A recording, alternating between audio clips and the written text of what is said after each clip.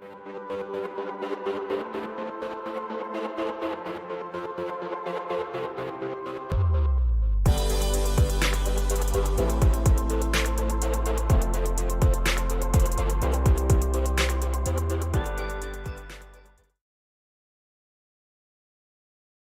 everybody, welcome back to the Dawn of Drones podcast. I'm your host, Dawn Zoldi, the CEO of P3 Tech Consulting, and we are continuing this month of incredible market use cases, and we're so thankful to have with us today Tonie Smith. Tonie is not only the CEO of her own company, TS Aerial Imaging, but also works with Flying Lion. So we're going to talk about a whole spectrum of use cases and kind of how she got started all the way up to all the incredible things she's doing today. So welcome, Tonie. Thank you. I'm happy to be here. Good morning, Dawn. Good morning, everybody. So I met Tonie, and I say met like air quotes, in Clubhouse ways back. She's been a regular in our Drone Law Connections room. And oh, by the way, everybody, if you missed Tonie on Clubhouse last week, you can check out that replay. We'll drop that link for you. Really, really great discussion and awesome questions from the folks that were in that room with us. So check that out, absolutely. And by the way, we are live here today also. And so please don't forget to say hello to Tonie, tell us where you're from, ask her questions, because you have this wonderful expert here that has been doing drone as first responder, roof inspections, you name it, she's pretty much done it. And so we're going to talk about that now, but I just wanted to remind you to please engage in the chat because this is live. And the other thing I wanted to say before we jump into it here, Tonie, is I wanted to give a shout out to BVLOS Aerospace. Once again, Tonie is appearing as a BVLOS Aerospace Above and Beyond series guest.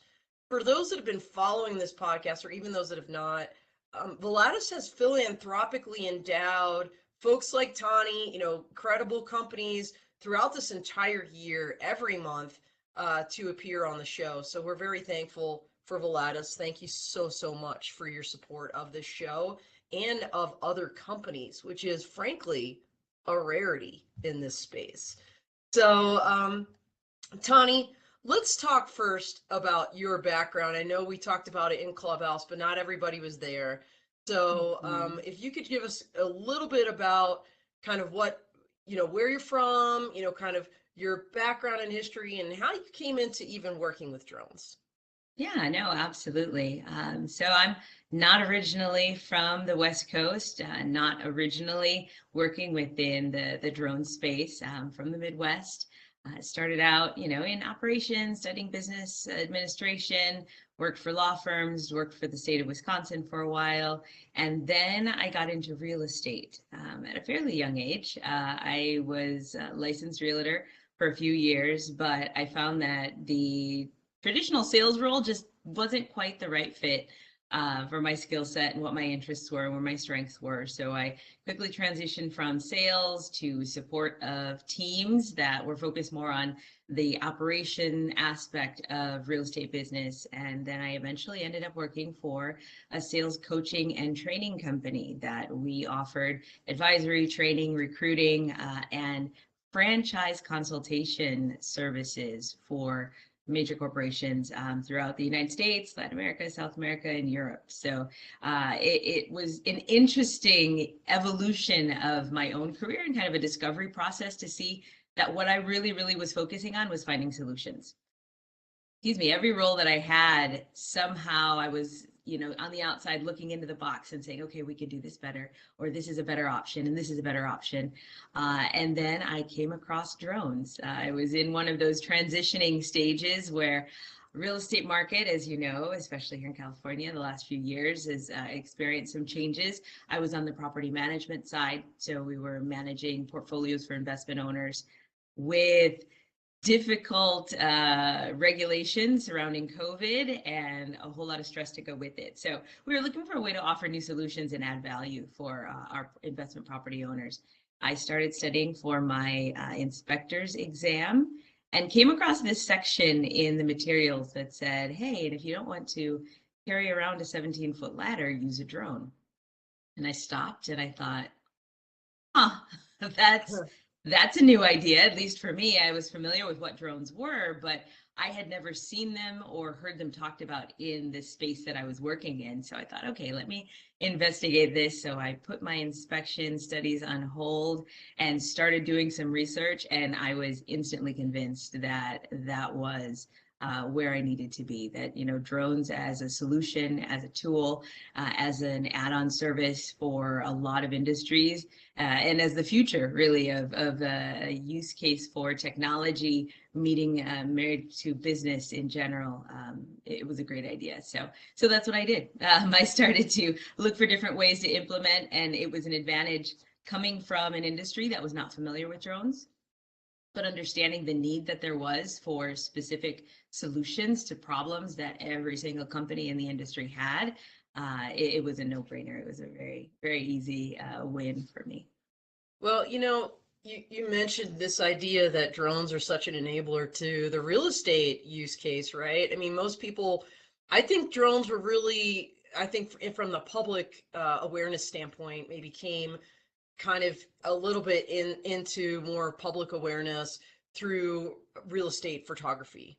I feel like that was maybe one of the most significant use cases from that standpoint.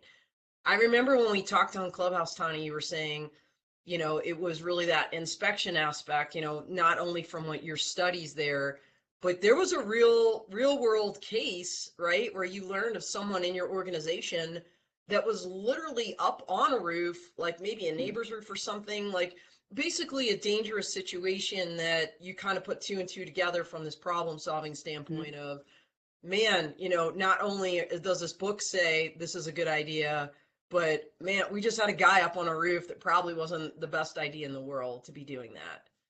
Yeah, absolutely. And there are a lot of cases like that, right? So the real estate photography definitely has value, for the industry, but there's so much more that can be done above and beyond the photography aspect. I feel that, the drone photography, it's amazing. It shows a perspective of a property and allows, realtors to really highlight their location, right, of their properties.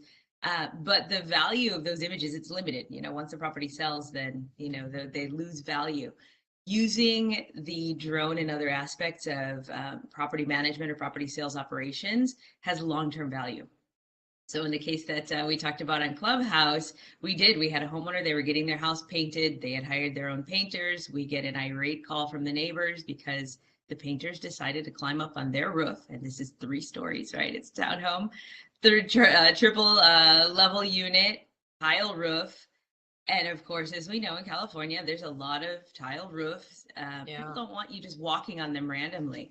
So we were able to very quickly diffuse that situation, offer them a full roof inspection so that they could see and count for themselves exactly how many tiles were broken, if any, and that, we could ask for the right compensation from the offending party. So it was a great opportunity to use the technology in a positive way and actually save a lot of money, right? It saves you having to send a contractor out, sending someone else on a roof. It was COVID. They didn't want anybody else on their roof. They didn't want anyone else at the property.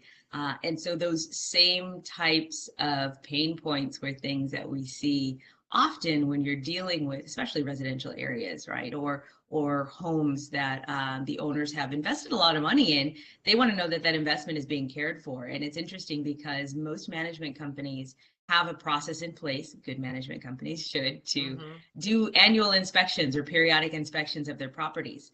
That I know of, the majority of those companies are only inspecting the inside. Right, they're looking for damage to the floors and linking pipes and paint jobs or things that have been overly used by the tenants on the inside. Right. But when you think about major maintenance, the majority of the expense comes from things that happen on the outside, right? So if you have a roof that's failing, what's a good way to help an investment owner anticipate an upcoming maintenance cost? Well, why not include an exterior maintenance inspection where they can see the deterioration, they can plan ahead for that investment, on and in the future. Things like the lawn care, right? It's hard to get a picture of how many times did the dog dig a hole in the backyard. Well, on the ground, those images just don't come out the same. So incorporating drone imagery and data collection, and then creating this historical record of the condition of the exterior of the property, it should be a no-brainer for most companies that are managing properties. And from a property owner standpoint, I mean, my career in the military, there were several times where we would buy a house, we would leave that state, we would rent it out, and we only honestly hired a property manager once, and it was a total nightmare. We had a leak in the interior of the house, in the wall, that nobody reported. Ultimately burst. That pipe burst. It flooded the whole place. I mean, we're literally moving into our house here in Colorado. This was back in the day, and this is like one of the first times we moved to Colorado. And we get the phone call like, your house is flooded. And I imagine, even Tonie, from an interior perspective, with the right sensors, you could sense things like that, using a drone, problems in the walls, or with the pipes or whatever, even on the inside. But the things you're talking about too, from the roof standpoint, here in Colorado, and I know some other states, lots of hail damage occurs. We have these horrendous storms, and that was the second time I moved into here. Like, literally the week before, like, we're supposed to sign into the house, there was hail damage on the roof. And having a drone to document that, I think, would have been so much better. By the way, we've got a couple people in the chat I want to mention. James Standen is out there before you go. He's saying hello to you, Tonie, and he says he loves your website. Hi, good morning. Thank you. Switching gears slightly, Greg Malotz is saying, thank you so much for your presentation. What type of insurance do you recommend a freelancer for Part 107 holder you have? Well, good morning to both of you, first of all. As far as insurance, I think you have to make sure that you get the insurance, appropriate for what it is that you're doing. Myself, doing actually, home inspection and dealing with investment properties, having just liability insurance was not enough, right, for what I was, the industry that I was involved in. So having an additional, general liability policy, it was important for me, right, once I was working on a regular basis. But that's not something that everyone, especially as a freelance 107 operator, that you would need. There are different types of insurance. Liability is going to be your minimum, right? You want to make sure that your client's location is protected, that people in the area, you have coverage in case of an incident. Hull insurance, that's going to depend on the value of what you're flying and how your resources are to replace it if it crashes. So your liability insurance is going to cover third-party damage. Your hull insurance is going to cover your own equipment. There are insurance policies that you can pay for monthly, annually, and then there are also some that are on demand. I know starting out, sometimes if the work is not steady, it might be easier for some 107 operators to say, okay, I only fly 2 days a month. I'm just going to pay for those 2 days and get that insurance. But I would say just make sure you get that insurance, even if you are only flying a day or two a month. Great advice. And by the way, Greg, we did have Elad Shalev on this show from Skywatch AI. I know if you're out there, like on all those different Facebook pages with a lot of different commercial drone pilots, that question comes up pretty consistently. Hey, what's the best insurance? And Skywatch seems to be one of the ones that people mention a lot. So check out our past episode on demand with Elad Shalev. And I also wrote an article about his view from Skywatch and how he's seen the industry evolve, and also the differences he's seeing in coverage. And the professionalism of the drone pilots that they're now working with. So absolutely check that out. And let's see, what else did I want to say? Yeah, so thank you so much for your comments, and keep them coming. Keep the questions coming, because like I said, pick her brain. She's amazing, Tonie. So Tonie, do you have like an interesting story you want to share about this kind of, let's just call it the original use case that you were involved in, this idea of, kind of rooftop inspections or property management inspections? Is there any, I mean, you gave some examples, right? The dogs digging in the yard, or, the chips in the tile. But is there any one example you could give that really stands out, that was just like a real game changer for you, that really just validated this use case in your mind? So one of the things that every property manager dreads is having the need to file an insurance claim, right? Or work with a property for an insurance claim. I think any homeowner, right? It's like a nightmare process, but then when you become a third party in that process, it's even more complicated because the insurance company, if they don't answer the homeowner, they don't want to answer you either. And so responses are slow. Expectations are high on the side of the owner. They want you to negotiate and get them as much money as you possibly can. Right. So we had a case where we had the resident in a condo call us in a panic, like, "Oh my God, something fell through the roof and it's coming through my ceiling in my bathroom." And it turned out that it was in a complex, it was a condo complex where the roof, the HOA had approved a change in the roof.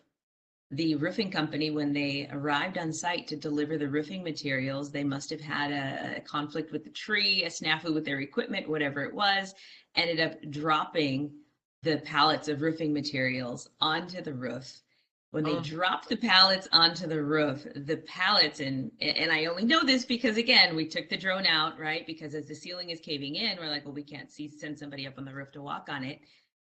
Was able to get pictures, and literally the venting from the building had pierced the roofing material. Like, that was the impact. And so having those images, snap, snap, snap. This is what it is. This is what the interior looks like. Initially, the agent was convinced, no, we're just going to repair the drywall on the inside of the unit because that's what's cracked. And then when I sent them the drone imagery of how the impact really had occurred and the damage potentially that there was to the piping on the inside, that claim number went up and there was no other argument. So it made it a very quick and easy process to have that documentation. And again, it's one of those nightmare moments as a property owner, but when you have a best case outcome for it, then it does justify the use of the drone technology again. And so having those things and then having even, that imagery before and after, it's always valuable, right? You don't need it until you need it, but when you do, it's like, no, absolutely. So being able to add that value for the property owners, especially those that are out of state. We had a lot of military that we worked with. They were out of the country. Them understanding that their entirety of their property was being looked at and cared for and documented gave peace of mind, which is something that you can't add value. You can't put a price on that. So that's just one of many use cases for that technology in that space. well, I love that, and I wish I had known you back in the day. It would have saved me a lot of stress and heartache. I'll tell you what, being one of those military members, on both sides, as an owner, as a tenant, all of it, just to have that protection. Let's transition because I want to make sure we very thoroughly cover the drone as first responder use case that you've now really gotten deeply into.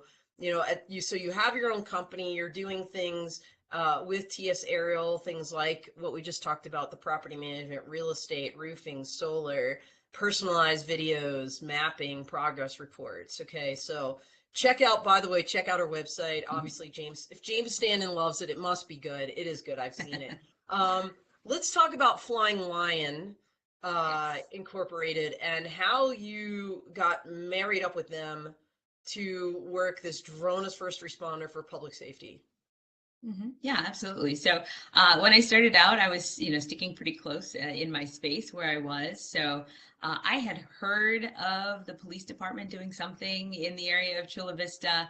I could see on the map, right, where they had some NOTAMs there marked out. Wasn't really sure what exactly they were doing.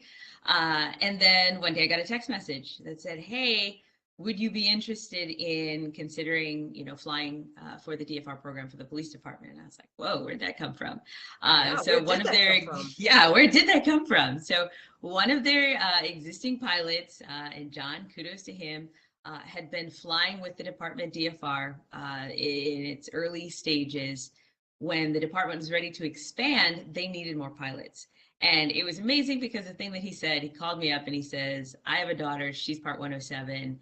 And I need to see more women in these roles. And right now there are 0 female pilots operating for DFR in Chula Vista, and that needs to change. So he had gone out, done some research, looked on the web, come across my information, gotten good references, thankfully, from those that I'd worked with, and referred me into the program. So I started working on the rooftop with Flying Lion as an RPIC for their Chula Vista DFR program. But I'm happy to say that that was the start of a beautiful transition. Not only has the department's program grown, but the female pilot staff, it's also 50% of the pilots right now with Flying Lion. So Wow, they did that's a whole model huge. switch. Yeah, it That's is. They've done a incredible. great job.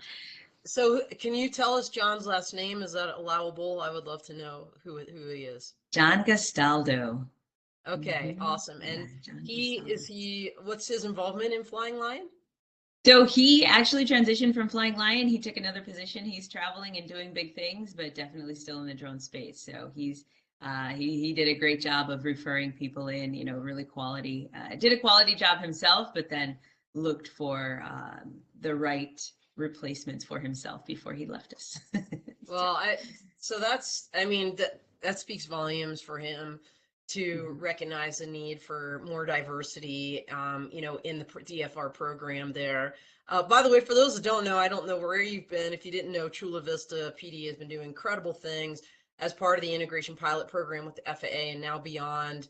I think over 16,000 flights they've logged.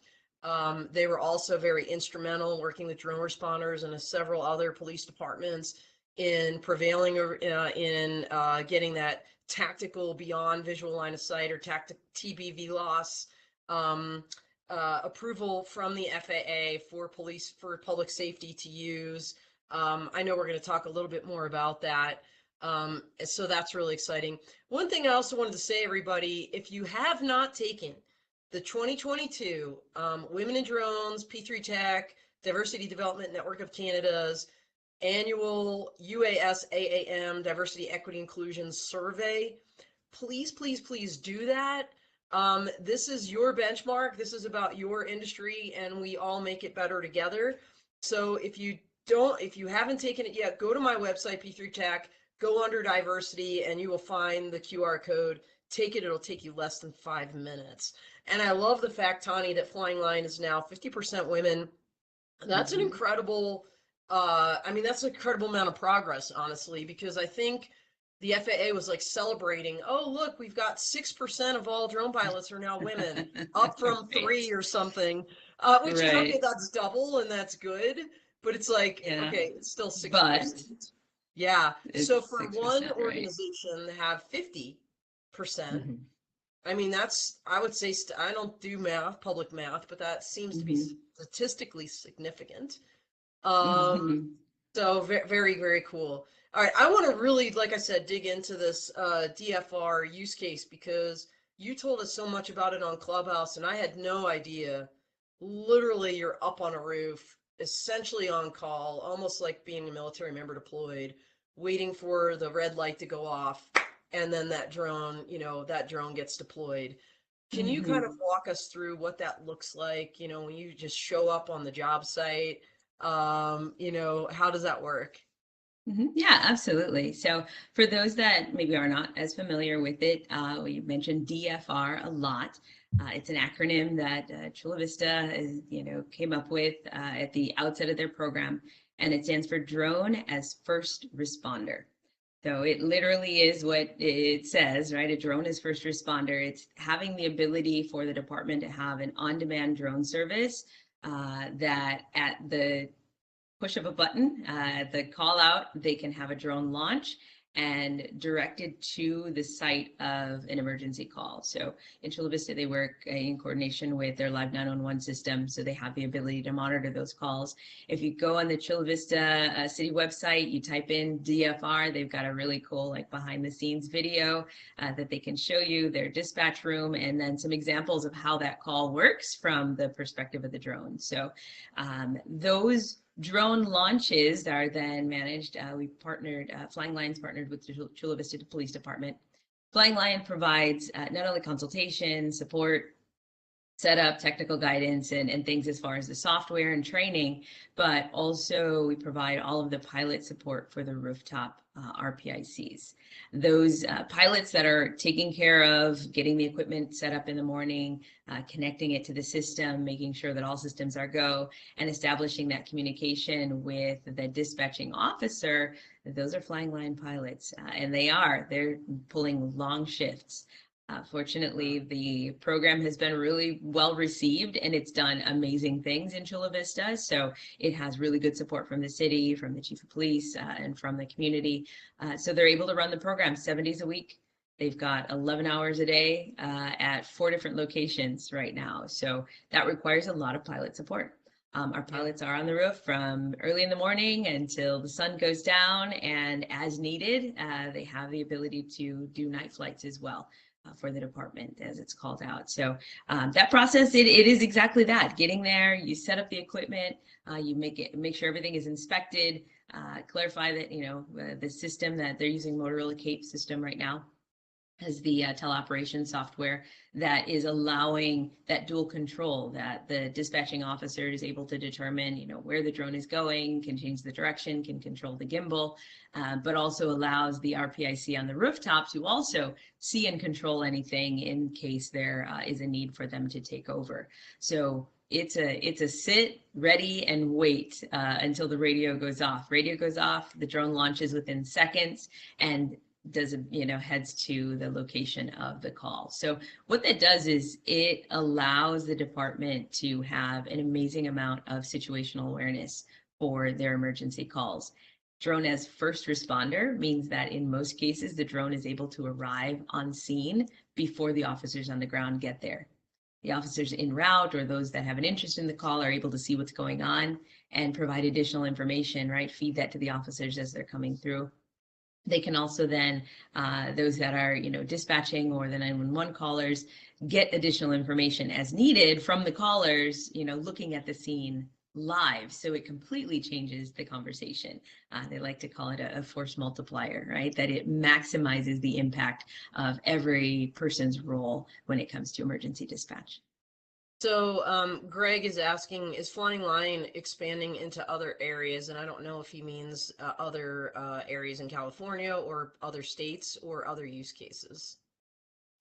Yeah, and maybe he could kind of clarify that. So Flying Line, we do consultation all over throughout the United States. Chula Vista was the first department that we worked with, but we now have multiple departments that we're working with throughout Southern California with consultations in other areas. It's something that any department or public safety agency that is in need of services is able to leverage Flying Line's experience. Between Barry and Stephen, they have a wealth of both police department background as well as drone services and the technical aspects of it. They really get into the weeds when it comes to identifying the unique needs of each department based on whether that be budget or the terrain or the airspace that they're in, right? Whatever their resources are that they have available. So in the public safety space for DFR, yes, we are nationwide. With regards to commercial aspects, there is a commercial side of the business that's operated separately under the same umbrella, right? But that is also very well established. Skylighter Drones is operating out of LA, and they provide same drone services on all levels, as well as consultation and testing for many different industries. Yeah, we'll drop that website. I know we have the Flying Line website as well as Tonie's own TS Aerial website. So we'll make sure that those are in the chat. You guys can check those out on your own time. But this use case, I imagine, as you said, really did change the game for those first responders. Can you give us an example of where it made a real life and death difference? Maybe where you were involved in a particular incident? Yeah, there are several cases, and the great thing about having those documented, right, with imaging, it's the impact that it has. I wasn't personally on the roof for this particular day, but we had a call of someone in public, in a public space with a weapon. In a public space with a weapon, right? It makes those that are onlooking nervous, obviously, Yes. and the drone was able to arrive on scene and, you know, really provide important intel or information to the officers that were planning their arrival. It's not something that officers just want to run up on someone that they've been reported has a gun, right? It's a volatile situation. In this case, it was in a park.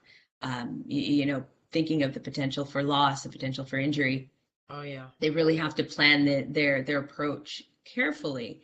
As the drone, however, is, you know, getting that 360 perspective of what's going on and really focusing in closely on the reported person, they notice that it's not actually a gun. It was a lighter, right? And because there's so many things that are in the shape of guns, right? So like airsoft guns or whatever they may be, that it wasn't actually a weapon. It wasn't a weapon with rounds. And so the ability to de-escalate the response to that call is huge. Right? It changes it from approaching someone with a weapon to approaching someone that's just really not using good judgment, right? And causing public alarm. So the cases of that happening with DFR are countless. I can think of several that have happened in most of the departments that we work with. So it's an amazing way to avoid, you know, an escalation where it's not needed. Yeah, that's a great point, you know, just well, I know I talked to the Reno fire department, you know, in the context of the Beyond and IP. They're doing like the swift water rescue, and like you said, Tonie, just to be able to use a drone to see the scene, to witness kind of what is happening, helps in that planning process of what resources do I need or not need in this case, right? Because it's one thing to have a gun, it's another thing to have a lighter. You know, so just even making those resourcing decisions of, you know, because there's never one incident happening at a time, right? 911 is probably going off the hook almost 24 hours a day in Chula Vista and other locations, to know where you actually need to put somebody. That in itself could be life-saving, honestly. Yeah, absolutely. And it also is a really good way to maximize the impact of the resources that you have, right? So far from being a threat to replacing the police officers, that's never going to happen, right? It allows the police to do the job where they're needed. It allows them to clear calls for places that unfortunately people a lot of times call 911 to call 911, or they call 911 and give inaccurate information intentionally, or they're manipulating the situation and they're trying to use the police department to back them up. So having the ability to dispatch the drone instead, like you said, allows the trained officers to do their job and to maximize their positive impact where they're really needed. I'm just curious how the public has received this use case. I've heard stories of, you know, like a criminal surrendering to a drone in one instance and things like that. But for onlookers, have you heard tales of, you know, kind of the public's response to when the drone arrives first on scene before the police? How's that going? How's that working? There's a mixed response, right? Depending on who's responding. Obviously, because of lack of information or the you know, not being familiar with how the drone is being used, there are those in the public that have concerns over their privacy. There are those that just don't like the idea. They think they see the drone hovering within the vicinity of their home, that someone must be spying on them. I think one of the best things that Chula Vista has done is really making all of that information public. Again, on their website, people that call in, if they see the drone somewhere in their vicinity, they're able to go in and check the log of where those calls were. Because, you know, as we know in the industry, as an operator, you understand that you might be hovering at 200 feet in one location, but, you know, with a 200 times zoom on your camera, you're looking blocks away, right? You could be looking a half mile away in another direction. You're not necessarily focused on what's below you on the ground. Helping the public to understand that so that they're at ease and that they understand the positive impact that the drone is having and the ability that it has to locate, identify, and follow suspects that potentially could be endangering, their safety and well-being is an Right. important part of that process. So the communication is really, really important. One of the cool things that I have seen is, as the person calling is on the phone with the dispatcher, drone arrives on scene, and maybe the suspect or whomever it was that was threatening them has run off in a different direction. Well, the officers on the ground aren't there yet, but they're able to Mm. ask them, like, okay, point, like, look up, do you see the drone? Okay, point the direction that the person ran. And they can point and they can provide that direction, something that would be Oh, yeah. impossible to do, right, until the officers arrive. So it saves time and it makes for a really quick response. So in that way, it does help. And then in some cases, yeah, having the drone there and the dispatcher being able to tell them, okay, look up the police, the drone is on scene. It just gives people peace of mind because they know that the police have responded, and so they're able to express, their thanks and the relief that they feel, like, okay, they were feeling threatened, they're in a situation that's difficult, knowing that they have eyes on them that are watching what's Yeah. going on is a huge impact. I imagine it would be. I'm just curious because I'll admit I don't know that I've seen a Chula Vista PD drone or the ones that you guys are flying. When I was at when we were both at commercial UAV, Tawny, for example, I saw Workhorse Group. They were on the podcast recently. They have they call it a humanitarian drone, right? It's painted white with a red cross on the top, which in the Hmm. military and battlefield context is very significant, right? Like then it's like, hey, we're not actually combatants. We're doing humanitarian work. Do not Right. attack us. We're a non-military target. We're a Hmm. non-military object. Um, are there special marking? Like when we're driving down the road, we know it's a police car, right? We know Hmm. we know that generally speaking, now we know they're unmarked cars and they're there for a reason, but generally speaking, it's your white and black top with the lights on top.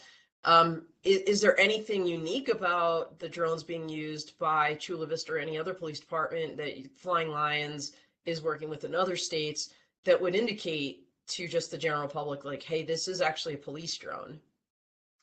Um, they're not at this time using any special markings that are identifiable from the ground. There has been some discussion on that. What they've done instead is really just informed the public, Yeah. and so I think people have come to begin to recognize the drone. They're flying right now the Matrice 300. It's not a small drone, right? Right. That's pretty big. And flying in the patterns that they're flying and low level, it becomes visible, right, at a certain level. And so people begin to recognize it and they say, oh, that's a police drone. And for those that are not sure, they do have the ability to go on and log on to see, where the response locations have been and where the drones are operating. So they've done that, which, again, markings from 200, 300 feet up, it's Yeah. difficult to see on the ground, right? So I don't know that would make a huge difference, having maybe the entire drone a different color or some kind of other indicator, a different lighting sequence. They're all possibilities. Yeah. But ultimately, I think the goal is helping the public distinguish between the drone there for public safety that's working on their behalf Yeah. and a rogue drone or a rogue operator that's doing something unsafe, right, that they shouldn't be doing. The department does encourage people, still to call in if they have a question about any drones in the airspace, and also the DFR operators, they want to know if there's drones operating in the space that are doing so Right. Yeah. unsafely. So keeping those lines of communication open, I think, are really helps people to become familiar with where the drones are at and what they're operating and what they're doing.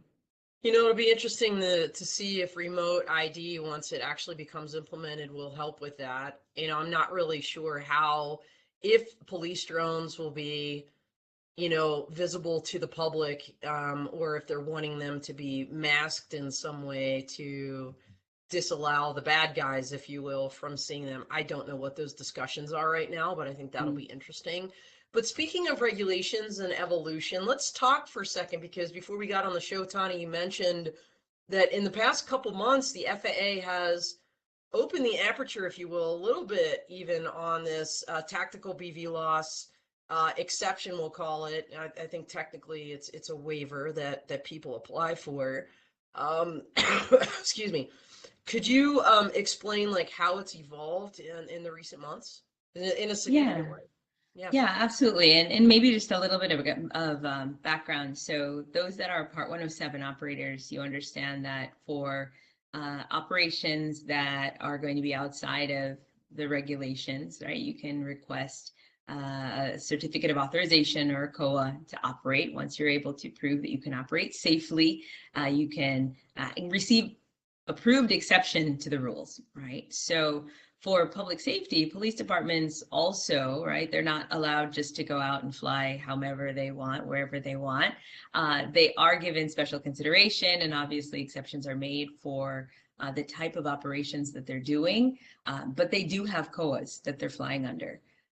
The language for those certificates of authorizations or waivers has evolved. Like we said, when Chula Vista started out, it was a lot of, proving that this is going to be safe and the documentation. And the language is very specific as to how they're going to operate. And the fact that they're operating beyond visual line of sight also comes with conditions. The way the wording for those conditions for other departments is coming out in recent times is interesting because it's changing.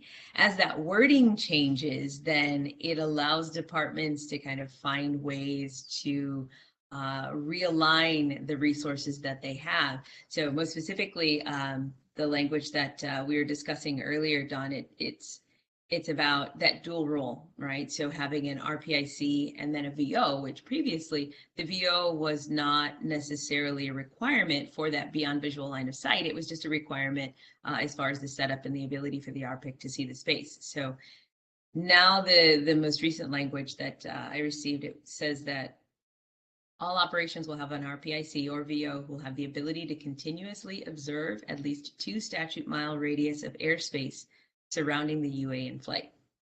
Now that's big, right? Because not only are they giving the option, the RPIC or the VO, they're also defining the amount of airspace clearance that they want in order for the FAA to consider this safe.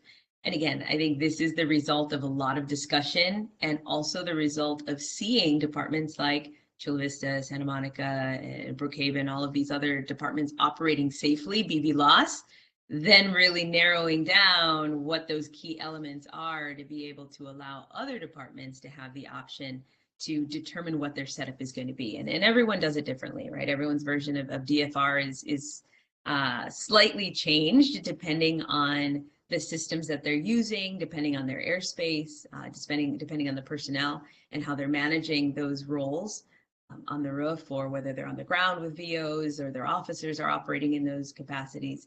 But it is interesting because now with that change, I think it might allow the flexibility for other departments that couldn't quite use the exact same setup that maybe Chula Vista is using to come up with their own configuration that's going to allow them a larger range for their DFR program, that they'll be able to go beyond visual line of sight, but also without that additional overhead cost of now adding additional RPICs or people that we have to have on the roof in support of the drones in the air.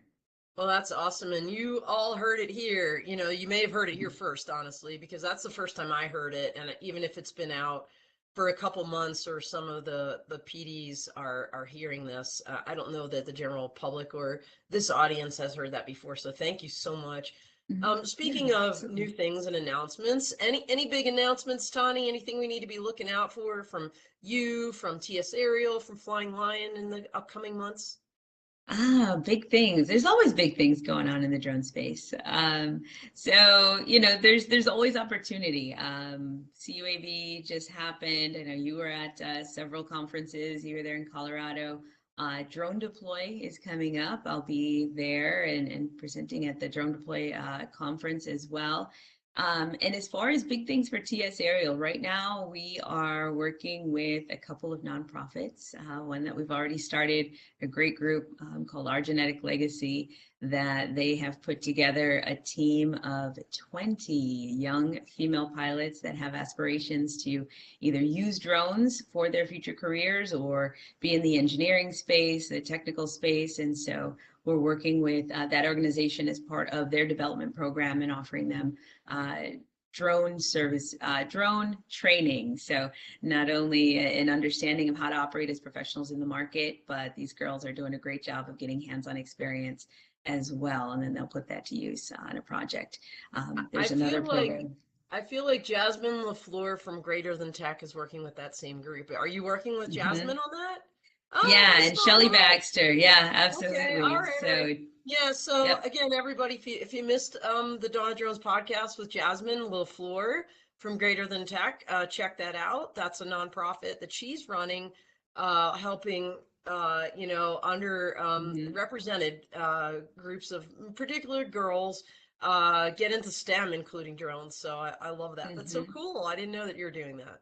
Yeah, we are. So they're a really, really great group, and it's nice to be able to I guess provide the exposure early on. You know, one of the things that I thought when I discovered the drone space was why did I never hear that this was even an option, right? Why didn't I know about this when I was in school or when I was looking, or why don't people talk about the career opportunities that are available? So it's a nice way to kind of geek out and expose the next generation of drone pilots to the opportunities that they have, even if their goal is not necessarily specifically to be a drone operator or drone pilot or have a drone business, helping them to understand how the technology is a good add-on for whatever career they may decide to pursue.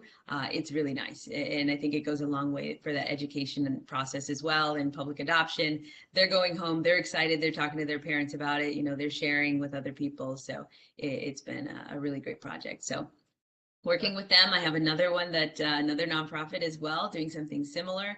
They're going to be working more so with conservation is what they're focusing on. So we'll be hearing more of that here coming soon. But yeah, just partnering and really moving not away from the commercial space, but focusing on, as you know, you're building on the commercial side, educating other people and welcoming other people into this space. So I've also been teaching at National City Adult School. They've got a drone program that they're setting up, so helping them get their curriculum together and knowing what to incorporate in a drone program so that the students, when they complete it, can actually operate and use their skills that they have in the market. So it's been fun.